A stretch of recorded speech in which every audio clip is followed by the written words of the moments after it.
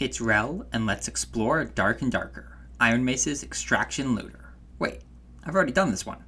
Yeah, but I had a hankering to delve into some dungeons and crush some things with a giant axe. Now, this almost wasn't a video, but man, this game got updates at the perfect time for me. If you've been following the game's updates, you know. If not, get ready for a roller coaster of fun and pain. Start out throwing Squire gear, set up my skills and spells, going with a melee longsword with Hydra Drain to help with heals. Ooh, a new map.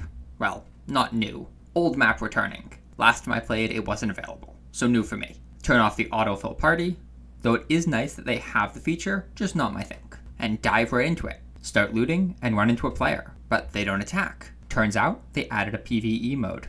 And if I had been reading thoroughly, I would have seen it on the map select. I think that adding a PvE mode is a great addition to the game. Really helps with learning basic mobs without being paranoid about other players. The loot here is really poor, but fighting mobs and getting small upgrades and doing quests still feels pretty good. Since you can't contest loot, it comes down to speed, leaving a healthy amount of competition. But I found that players very often work together to take out mini-bosses and bosses. A really great vibe from the mode.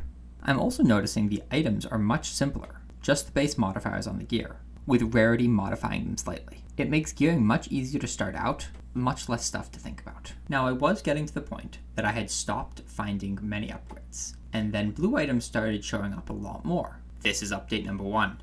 Loot got significantly buffed. This one gave me another push to keep playing.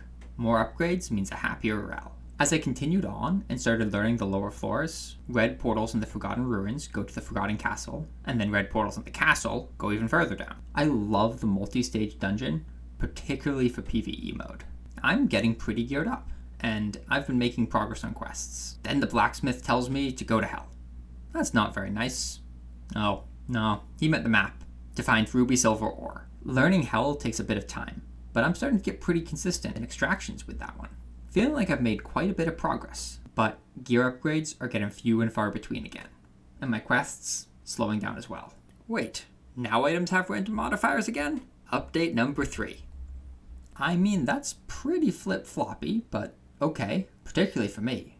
I'm at a perfect point where I can start looking for more specific gear. Not all the blue bardishes are the exact same. That being said, this was also where I gave up and looked at player charts. And man, quite a drop-off. Guess the community wasn't happy with the June 26th update. And down to mostly negative recent reviews on Steam? That's crazy. So, that update is one I've been putting off talking about. You may have noticed I haven't mentioned PvP very much. And that's because I haven't done any.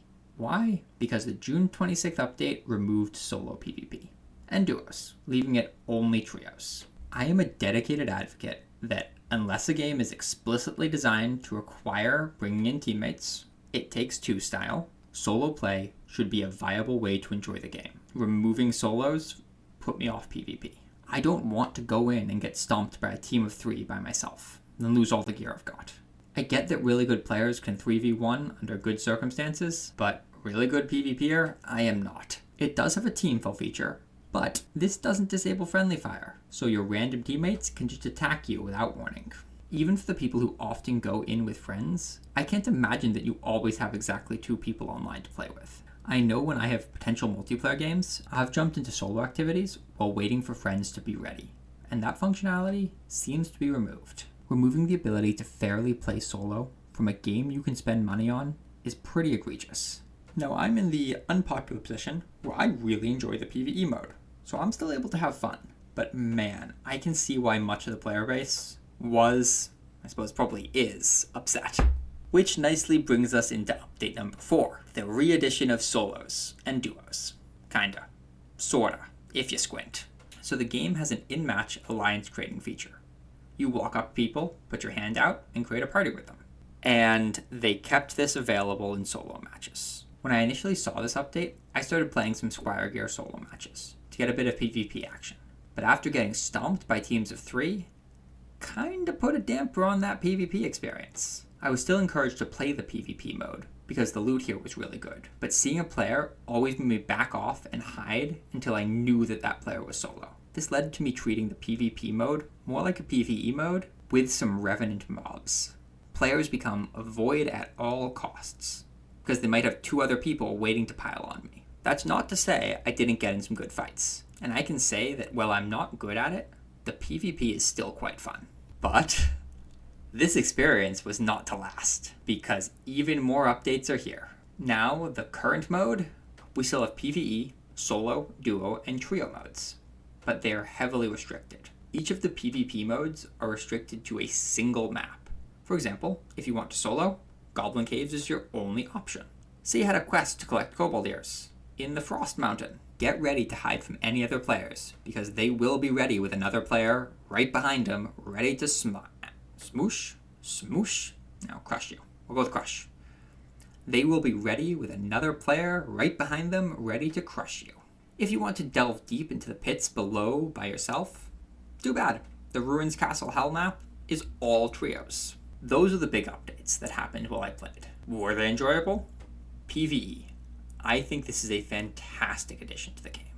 A great starting point for learning how to navigate dungeons and get basic gear. The PvE is challenging enough to warrant a dedicated mode, especially one that partially translates to the PvEP mode. The general vibe from other players was great, while still encouraging a level of speed on getting to objectives first. While it does split the overall player base, it doesn't split the PvP player base. Basically leads to more fights and less hunts when you're PvPing. Gear.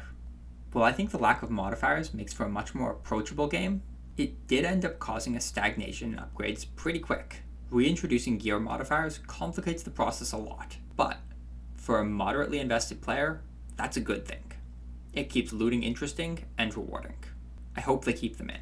Solos, duos, and trios. While I understand having a vision for the game, if the players have paid for and invested lots of time into a game, fundamentally changing the game you've been presenting isn't the right move. Those players will feel like they have been cheated. Why not just have a queue for everything? Because it's splitting the player base. Empty PvP queues are really bad for the game. While I appreciate it's been moving back towards having solo and duo PvP queues, having them locked to a single map feels pretty bad, particularly when quests push you to explore all 3. So how do you fix it? Why not go back to the old rotating system? When I started playing, every few minutes, the different queue sizes would rotate between the 3 maps. You might have to wait a few minutes to get the exact map and party size comp that you want, but you can absolutely do it. Now, the gameplay, still really fun. The builds between characters and classes are great, particularly with the random modifiers returned to the game. I love that all the stats matter, and most items are relevant to at least niche builds. Skills and passives are powerful without being overwhelming. The fighting is great, if a little movement speed focused. Having to aim your blocks, carefully position your character, and time your attacks is really endearing. That, and having it all go to adrenaline when in an actual fight, it's so exciting. The PvE is really challenging, and once you get it down, really rewarding. Tons of fantastic loot to go around. Varied enemies give plenty of attack patterns to learn. Getting extractions with your loot still feels great. There is enough danger and time crunch that you don't feel guaranteed. So with all that said, is Dark and Darker still worth playing? Yes, but with the tumultuous updates, don't treat it as a long-term investment game. More getting your fun up front from the learning process. If you don't like your game changing, probably not for you. But if you can be a bit flexible, there's still plenty of fun to be had.